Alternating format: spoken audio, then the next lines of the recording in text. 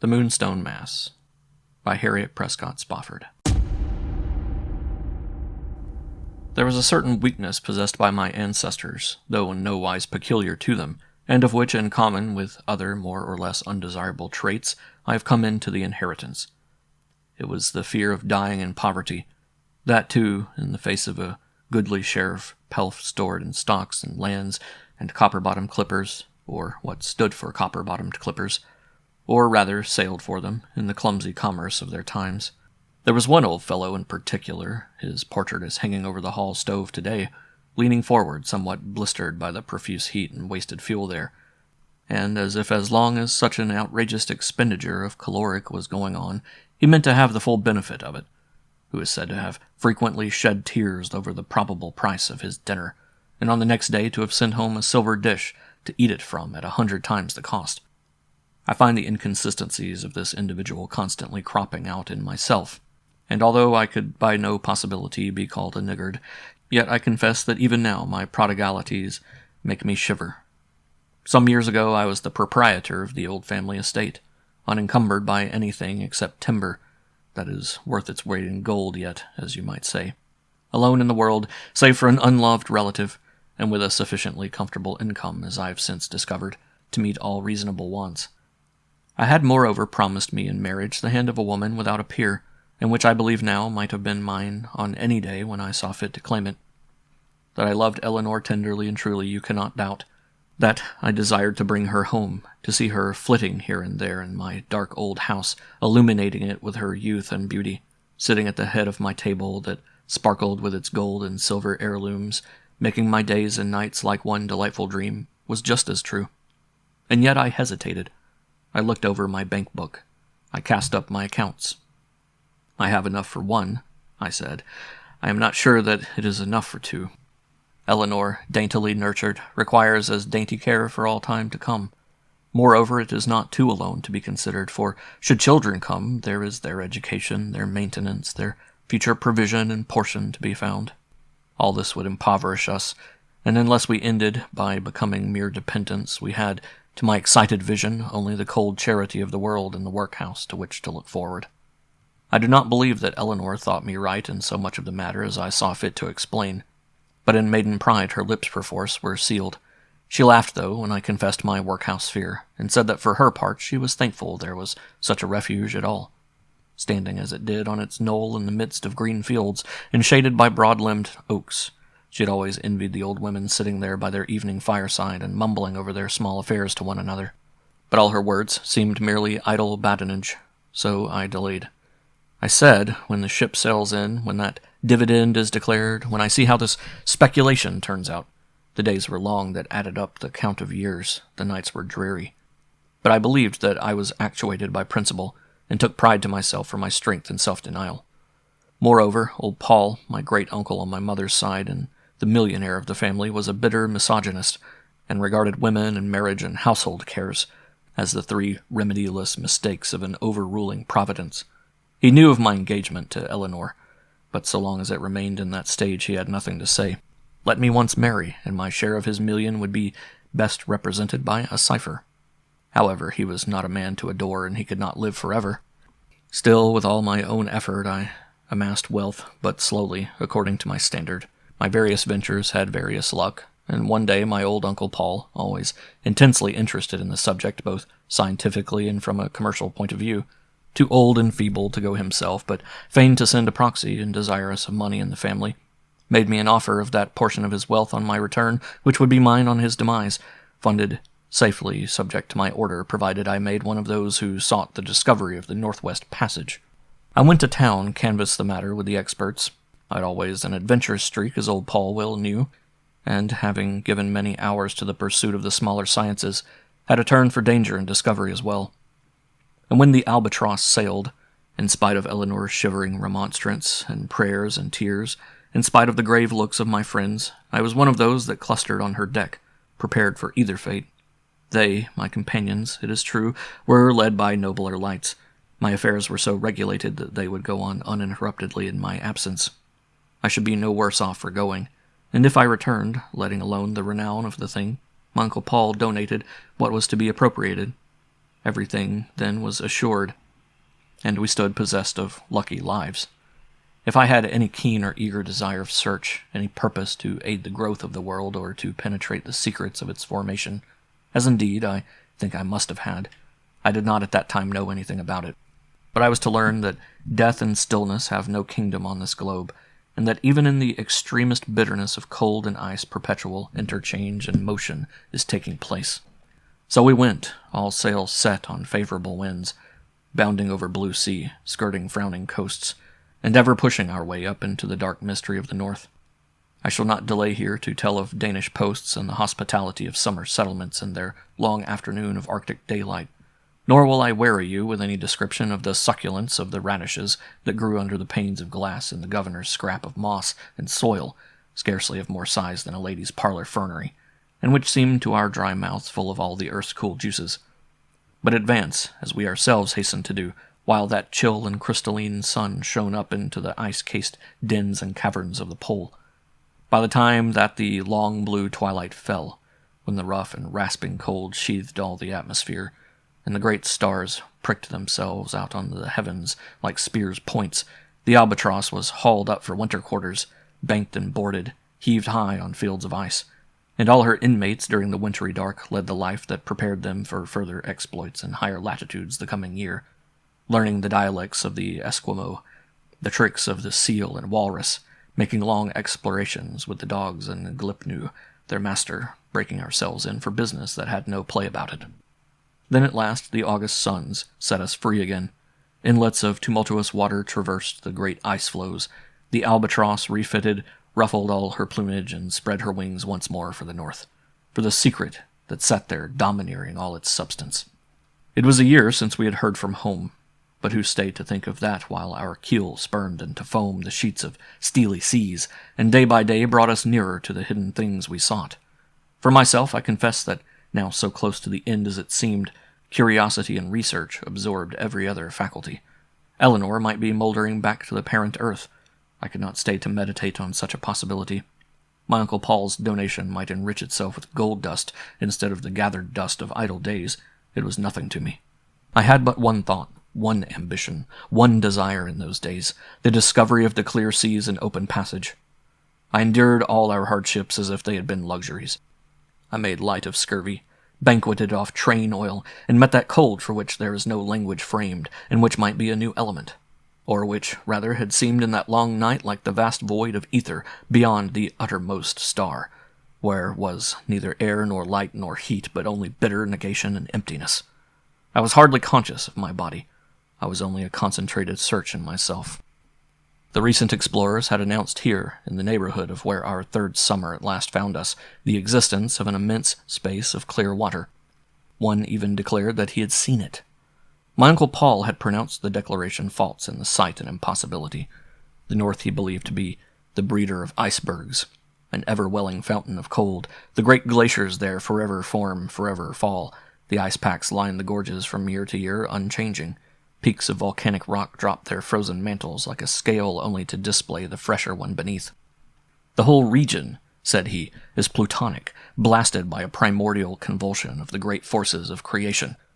And though it may be a few miles nearer to the central fires of the earth, allowing that there are such things, yet that would not in itself detract from the frigid power of its sunless solitudes, the more especially when it is remembered that the spinning of the earth, while in its first plastic material which gave it greater circumference and thinness of shell at its equator, must have thickened the shell correspondingly at the poles, and the character of all the waste and wilderness there only signifies the impenetrable wall between its surface and center, through which wall no heat could enter or escape. The great rivers, like the White and the Mackenzie, emptying to the north of the continents, so far from being enough in themselves to form any body of ever fresh and flowing water, can only pierce the opposing ice fields and narrow streams and bays and inlets as they seek the Atlantic and the Pacific seas.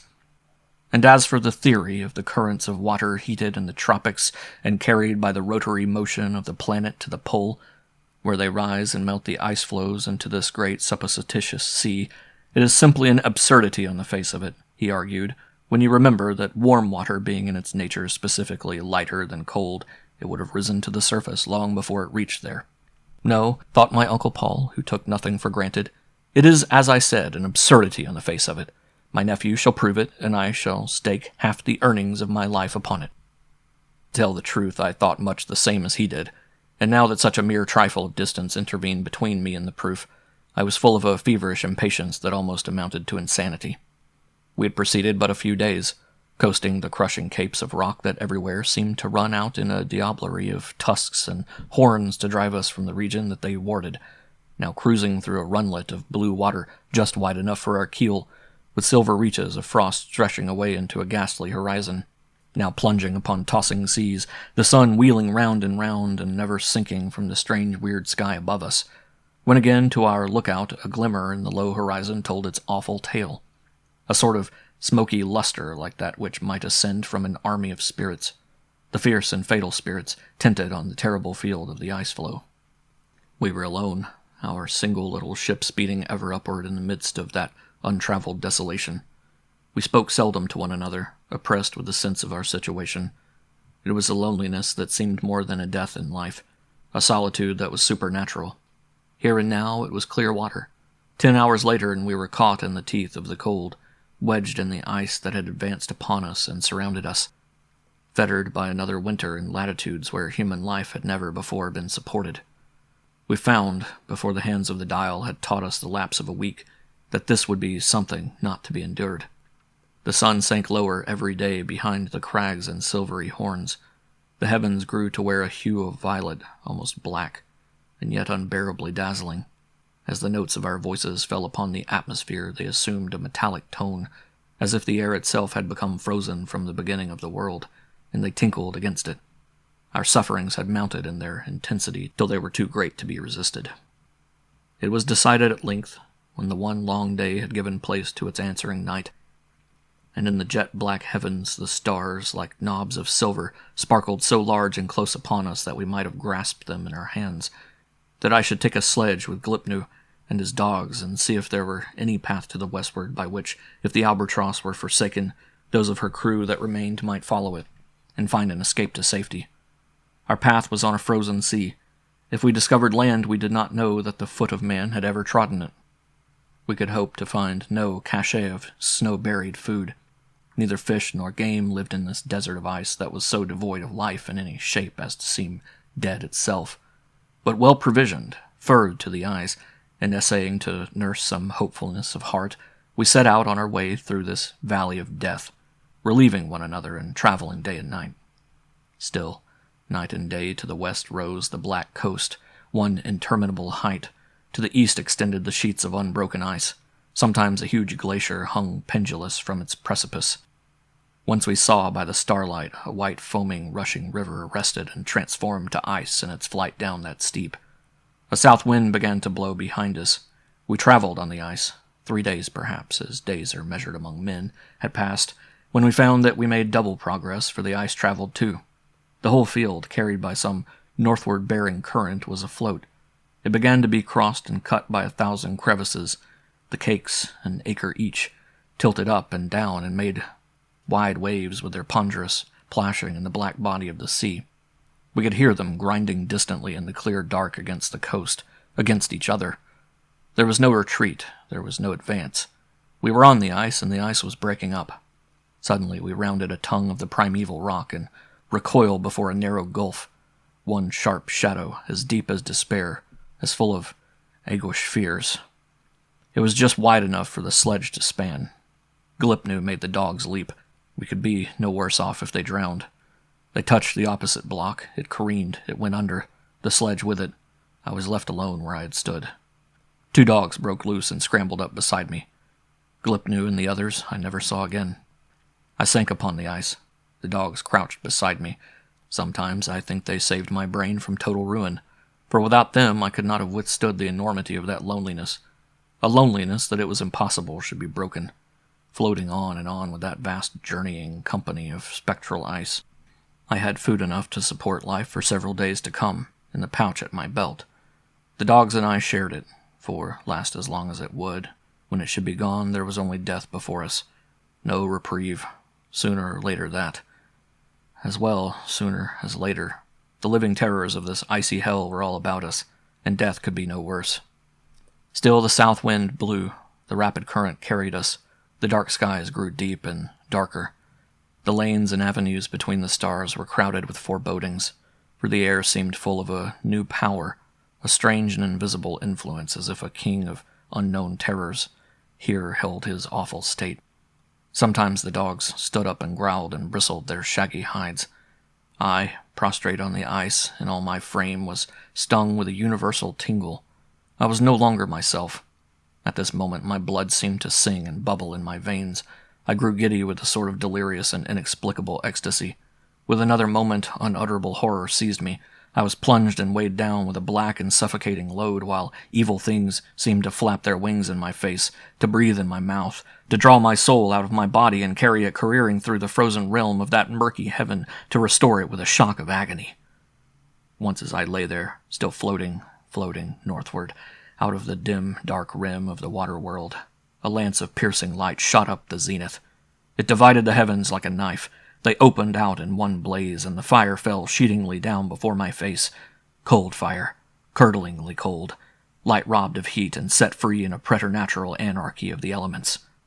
Its fringes swung to and fro before my face, pricked it with flaming spiculae, dissolving in 1,000 colors that spread everywhere over the low field, flashing, flickering, creeping, reflecting, gathering again in one long serpentine line of glory that wavered in slow convolutions across the cuts and crevices of the ice, wreathed ever nearer, and lifting its head at last became nothing in the darkness but 2 great eyes like glowing coals with which it stared me to astound, till I threw myself face down to hide me in the ice, and the whining, bristling dogs cowered backward and were dead.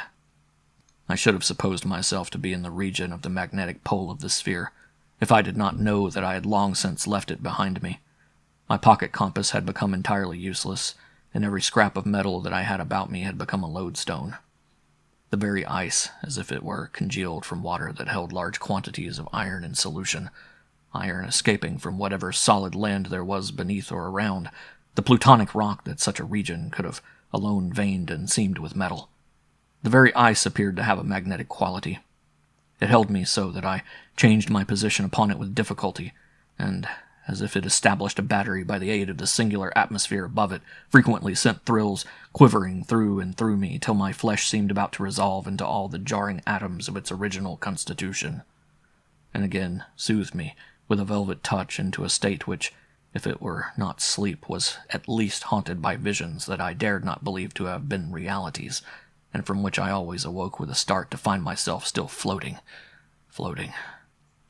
My watch had long since ceased to beat. I felt an odd persuasion that I had died when that stood still, and only this slavery of the magnet, of the cold, this power that locked everything in invisible fetters and let nothing loose again, held my soul still in the bonds of my body. Another idea also took possession of me, for my mind was open to whatever visitant chose to enter, since utter despair of safety or release had left it vacant of a hope or fear. These enormous days and nights, swinging in their arc 6 months long, were the pendulum that dealt time in another measure than that dealt by the sunlight of lower zones. They told the time of what interminable years, the years of what vast generations far beyond the span that covered the ago of the primeval men of Scripture. They measured time on this gigantic and enduring scale for what wonderful and mighty beings, old as the everlasting hills, as destitute as they are of mortal sympathy, cold and inscrutable, handling the 2-edged javelins of frost and magnetism, and served by all the unknown polar agencies. I fancied that I saw their far-reaching cohorts, marshalling and maneuvering at times in the field of an horizon that was boundless, the glitter of their spears and casques, the sheen of their white banners, and again sitting in fearful circle with their phantasmagoria, they shut and hemmed me in, and watched me writhe like a worm before them. I had a fancy that the perpetual play of magnetic impulses here gradually disintegrated the expanse of ice, as sunbeams might have done. If it succeeded in unseating me from my cold station, I should drown, and there would be an end of me. It would be all one, for though I clung to life, I did not cling to suffering. Something of the wild beast seemed to spring up in my nature, that ignorance of any moment but the present. I felt a certain kinship to the bear in her comfortable snowiness, whom I had left in the parallels far below this unreal tract of horrors. I remembered traditions of such metempsychoses, The thought gave me a pang that none of these fierce and subtle elements had known how to give before. But all the time my groaning, cracking ice was moving with me, splitting now through all its leagues of length along the darkness with an explosion like a cannon's shot that echoed again and again in every gap and chasm of its depth, and seemed to be caught up and repeated by 1,000 airy sprites, and snatched on from one to another till it fell dead through the frozen thickness of the air. It was at about this time that I noticed another species of motion than that which had hitherto governed it, seizing this journeying ice. It bent and bent, as a glacier does in its viscous flow between mountains.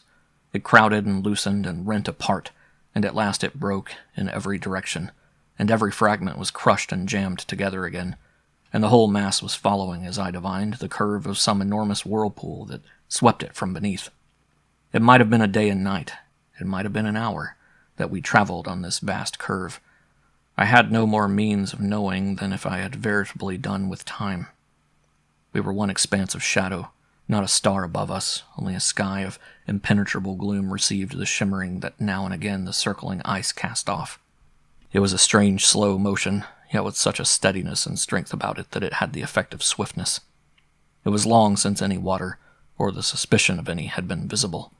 We might have been grinding through some gigantic hollow for all I could have told. Snow had never fallen here.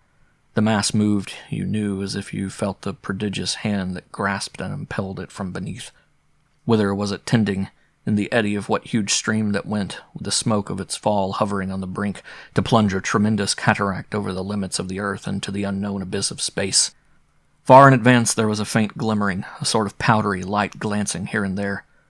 As we approached it, the ice and I, it grew fainter, and was by and by lost in a vast twilight that surrounded us on all sides. At the same time it became evident that we had passed under a roof, an immense and vaulted roof. As crowding, stretching, rending, we passed on, uncanny gleams were playing distantly above us and around us, now and then overlaying all things with a sheeted illumination as deathly as a grave light, now and then shooting up in spires of blood-red radiance that disclosed the terrible aurora. I was in a cavern of ice, as wide and as high as the heavens. These flashes of glory, alternated with equal flashes of darkness, as you might say, taught me to perceive. Perhaps tremendous tide after tide had hollowed it with all its fantastic recesses, or had that titanic race of the interminable years built it as a palace for their monarch, a temple for their deity, with its domes that sprung far up immeasurable heights and hung palely shining like mock heavens of hazy stars, its aisles that stretched away down colonnades of crystal columns into unguessed darkness, its high-heaved arches, its pierced and open sides. Now an aurora burned up like a blue light and went skimming under all the vaults far off into far and farther hollows, revealing as it went still loftier heights and colder answering radiances. Then these great arches glowed like blocks of beryl. Wondrous tracery of delicate vines and leaves, greener than the greenest moss, wandered over them, wreathed the green pillars, and spread round them in capitals of flowers, roses crimson as carbuncle, hyacinths like bedded cubes of amethyst, violets bluer than sapphires, all as if the flowers had been turned to flame, yet all so cruelly cold as if the power that wrought such wonders could simulate a sparkle beyond even the luster of light, but could not give it heat, that principle of life, that fountain of first being. Yonder, a stalactite of clustered ruby, that kept the aurora and glinted faintly and more faintly till the thing came again, when it grasped a whole body full of splendor, hung downward and dropped a thread-like stem in a blossom of palest pink, like a transfigured Linnea, to meet the snowdrop in its sheath of green that shot up from a spire of aquamarine below. Here living rainbows flew from buttress to buttress and frolicked in the domes, the only things that dared to live and sport where beauty was frozen into horror. It seemed as if that shifting death-light of the aurora photographed all these things upon my memory, for I noted none of them at the time. I only wondered idly whither we were tending as we drove in deeper and deeper under that ice roof and curved more and more circlingly upon our course while the silent flashes sped on overhead. Now we were in the dark again, crashing onward. Now a cold blue radiance burst from every icicle, from every crevice, and I saw that the whole enormous mass of our motion bent and swept around a single point, a dark yet glittering form that sat as if upon the apex of the world. Was it one of those mightier than the Anakim, More than the sons of God to whom all the currents of this frozen world converged? Sooth, I know not, for presently I imagined that my vision made only an exaggeration of some brown Esquimaux sealed up and left in his snow house to die. A thin sheathing of ice appeared to clothe him and give the glister to his duskiness. Insensible as I had thought myself to any further fear, I cowered beneath the stare of those dead and icy eyes. Slowly we rounded and ever rounded. The inside, on which my place was, moving less slowly than the outer circle of the sheeted mass in the viscid flow, and as we moved by some fate, my eye was caught by the substance on which this figure sat.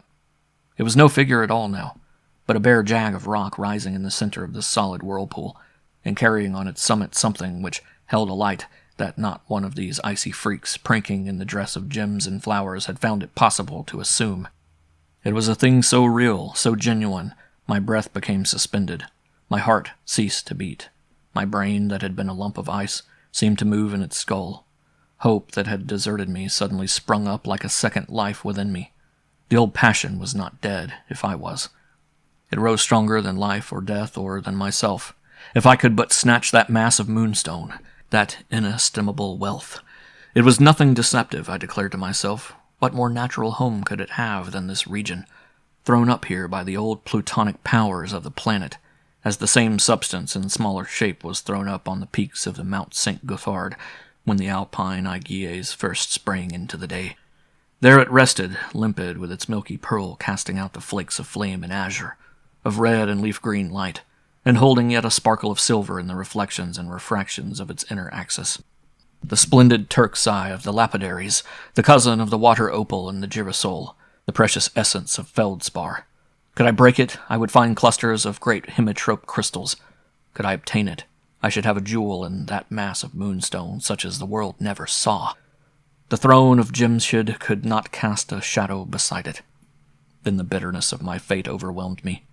Here with this treasure of a kingdom, this jewel that could not be priced, this wealth beyond an emperor's, and here only to die.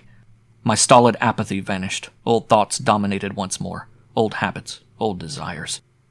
I thought of Eleanor then in her warm, sunny home, the blossoms that bloomed around her, the birds that sang, the cheerful evening fires, the longing thoughts for one who never came, who never was to come.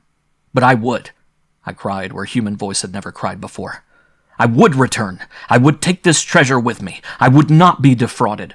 Should not I, a man, conquer this inanimate blind matter? I reached out my hands to seize it. Slowly it receded, slowly and less slowly. Or was it the motion of the ice still carrying me onward? Had we encircled this apex? And were we driving out into the open and uncovered north, and so down the seas and out to the open main of black water again? If so, if I could live through it, I must have this thing. I rose, and as well as I could, with my cramped and stiffened limbs, I moved to go back for it. It was useless. The current that carried us was growing invincible. The gaping gulfs of the outer seas were sucking us toward them. I fell. I scrambled to my feet. I would still have gone back, but as I attempted it, the ice whereon I was inclined ever so slightly tipped more boldly, gave way and rose in a billow, broke and piled over on another mass beneath. Then the cavern was behind us, and I comprehended that this ice stream, having doubled its central point, now in its outward movement encountered the still incoming body, and was to pile above and pass over it, the whole expanse bending, cracking, breaking, crowding, and compressing, till its rearing tumult made bergs more mountainous than the off-shot glaciers of the Greenland continent, that should ride safely down to crumble in the surging seas below. As block after block of the rent ice rose in the air, lighted by the blue and bristling aurora points, toppled and mounted higher, it seemed to me that now indeed I was battling with those elemental agencies in the dreadful fight I had desired. One man against the might of matter. I sprang from that block to another. I gained my balance on a third, climbing, shouldering, leaping, struggling, holding with my hands, catching with my feet, crawling, stumbling, tottering, rising higher and higher with the mountain ever making underneath. A power unknown to my foes coming to my aid. A blessed rushing warmth that glowed on all the surface of my skin, that set the blood to racing in my veins, that made my heart beat with newer hope, sink with newer despair, rise buoyant with new determination. Except when the shaft of light pierced the shivering sky, I could not see or guess the height that I had gained. I was vaguely aware of chasms that were bottomless, of precipices that opened on them, of pinnacles rising round me in aerial spires, when suddenly the shelf on which I must have stood yielded as if it were pushed by great hands, swept down a steep incline like an avalanche, stopped halfway, but sent me flying on, sliding, glancing, like a shooting star down the slippery side, breathless, dizzy, smitten, with blistering pain by awful winds that whistled by me. Far out upon the level ice below that tilted up and down again, with the great resonant plash of open water, and conscious for a moment that I lay at last upon a fragment that the mass behind urged on. I knew, and I remembered nothing more. Faces were bending over me when I opened my eyes again, rough, uncouth, and bearded faces, but no monsters of the pole. Whalemen, rather, smelling richly of train oil, but I could recall nothing in all my life one fraction so beautiful as they.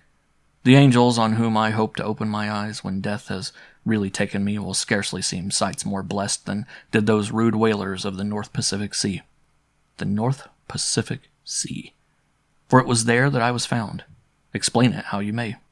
Whether the Albatross had pierced farther to the west than her sailing master knew, and had lost her reckoning with a disordered compass needle under new stars, or whether I had really been the sport of the demoniac beings of the ice, tossed by them from zone to zone in a dozen hours. The whalers, real creatures enough, had discovered me on a block of ice, they said, nor could I, in their opinion, have been many days undergoing my dreadful experience, for there was still food in my wallet when they opened it. They would never believe a word of my story, and so far, regarding me as one who had proved the Northwest Passage in my own person, they considered me a mere idle maniac, as uncomfortable a thing to have on shipboard as a ghost or a dead body, wrecked and unable to account for myself, and gladly transferred me to a homeward-bound Russian man-of-war, whose officers afforded me more polite but quite as decided skepticism. I have never to this day found anyone who believed my story when I told it. So you can take it for what it is worth.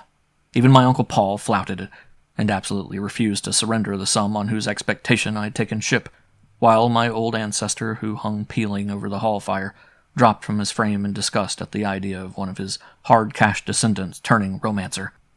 But all I know is that the Albatross never sailed into port again, and that if I open my knife today and lay it on the table, it will wheel about till the tip of its blade points full at the North Star.